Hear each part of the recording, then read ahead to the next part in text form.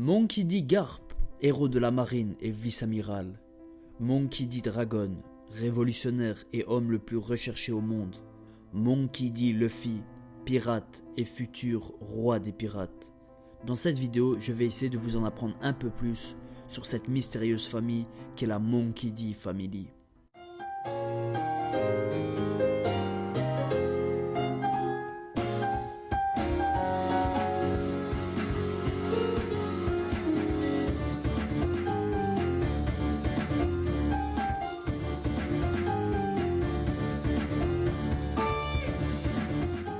Luffy a une famille assez particulière. Son père est un révolutionnaire, il ne l'a pas vraiment connu, et son grand-père est un vice-amiral de la marine.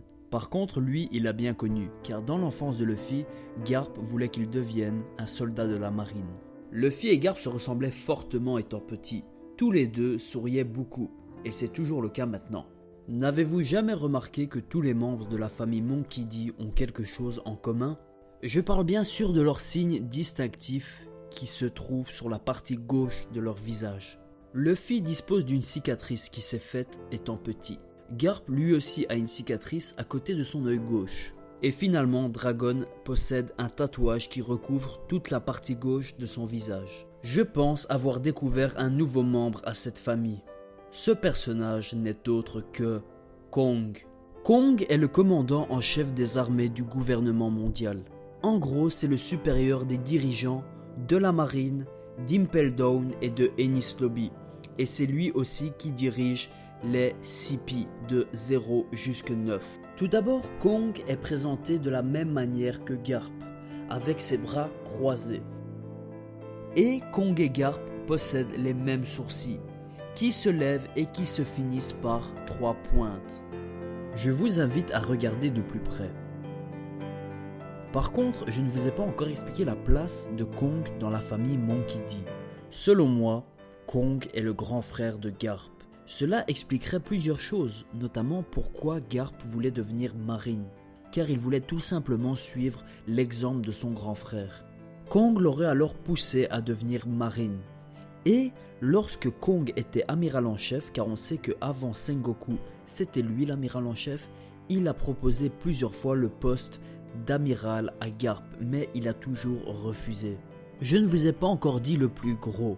Le nom de Kong fait référence à un fameux singe fictif, King Kong. Et c'est bien sûr à mettre en lien avec le nom de famille de Luffy et toute sa famille, Monkey, qui veut dire singe en anglais. Et avouez que ça ne sonnerait pas mal, Monkey D. Kong. Kong possède lui aussi un signe distinctif sur la partie gauche de son visage. Tout comme Luffy et Garp, il possède une cicatrice. Tous ces éléments me font croire que Kong fait partie de la famille Monkey D. Maintenant parlons d'un autre membre de cette folle famille et je veux bien sûr parler de Monkey D. Dragon. Mais ne vous inquiétez pas, une théorie va arriver sur lui très prochainement, je vais juste clarifier certaines choses à son égard. Selon moi, et c'est juste une théorie, je sais qu'il y a plein de gens qui vont contredire cela et qu'il y a plein d'incohérences de cette théorie, mais je crois quand même à cela. Selon moi, Dragon était un marine avant d'être un révolutionnaire. Un événement aurait ouvert les yeux à Dragon pour le faire devenir révolutionnaire. Mais quel est cet événement? Je pense que Dragon avait un petit frère. Mais bon, là vous êtes sûrement devant votre écran, vous vous dites que Dragon n'a pas de petit frère, etc. Eh ben moi je pense que si. Regardez cette page de couverture. Elle montre tous les marines jeunes il y a je pense plus de 20 ans à l'époque de l'amiral Zephyr. Si on zoome, on peut apercevoir quelqu'un qui ressemble très fortement à Dragon et en plus il a un signe distinctif sur la partie gauche de son visage, une sorte de cicatrice.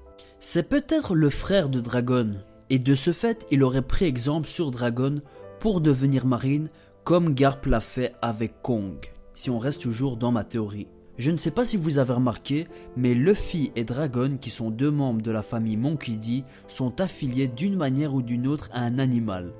Pour Garp, c'est un peu plus compliqué. Luffy est affilié au singe, de par son agilité, son caractère, et Eiichiro Oda le dessine souvent en singe, comme le prouve cette page en couleur. Dragon est affilié au dragon oriental, Il n'y a qu'à voir les techniques qu'utilise Sabo, sachant que le maître de Sabo, qui lui a appris toutes ces techniques, était Dragon. De plus, regardez cette page de couverture. Eiichiro Oda l'a dessiné avec un dragon sur son t-shirt. Et bien sûr, il n'y a qu'à voir son nom, qui est Dragon. On pourrait très bien imaginer maintenant que Kong soit affilié au gorille d'une manière ou d'une autre, de par ses attaques ou par son caractère, et que le frère de Dragon était affilié au dragon, pas oriental cette fois-ci, mais occidental. En tout cas, tous les Monkey D, du moins Luffy et Garp, peut-être pas pour Dragon mais c'est presque sûr, ont une force extraordinaire, due au milieu dans lequel ils ont vécu. Garp a vécu dans la jungle et Luffy aussi, on l'a vu d'ailleurs dans son flashback avec Ace et Sabo. Garp est tellement puissant d'ailleurs que Sengoku l'avait arrêté à Marineford pour pas qu'il ne tue Akainu. Et on a bien vu qu'après son combat avec Sengoku contre Shiki, Marineford était vraiment détruit. Donc Garp possède une force extraordinaire. Tout comme Luffy, bon il a fait ses preuves dans le manga, Dragon on n'en doute pas, Kong vu sa musculature on n'en doute pas non plus, donc la famille Monkey D possède vraiment des monstres de puissance. Voilà les amis, c'est la fin de cette théorie, merci de l'avoir regardée. Et je sais, il y a plein de critiques à faire. Bon, par exemple que Shanks peut faire partie alors de la famille Monkey D, Kid aussi, vu qu'ils ont une marque sur leur visage. Bref, c'est une théorie, il y a plein de critiques à faire dessus et j'en suis bien sûr conscient, mais j'espère qu'elle vous a plu quand même. Sinon, merci d'être de plus en plus nombreux à regarder mes vidéos, vous êtes plus de 4300, c'est juste fou, il y a une semaine on était...